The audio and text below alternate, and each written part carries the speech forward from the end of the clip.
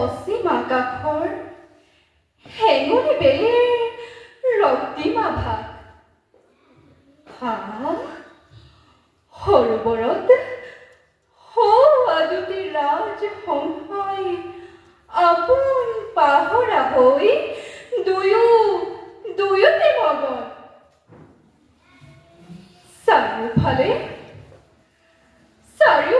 মৌ-মাখি ভোমোৰাৰ মধুৰ গুঞ্জন। তাতে আকৌ কোকিলৰ সুমধুৰ ধ্বনি। এনে নান্দনিক পৰিৱেশতে আজি মোৰ পৰিছে মনত বৃহস্পতিৰ পুত্ৰ কচৰ কথা।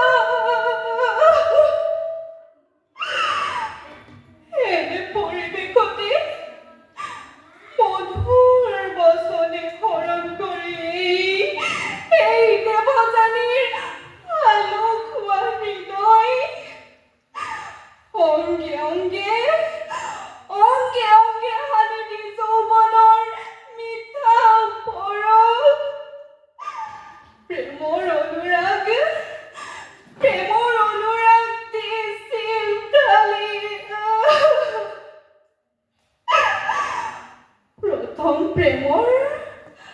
প্ৰথম প্ৰেমৰ সেই মিঠা শিহৰণে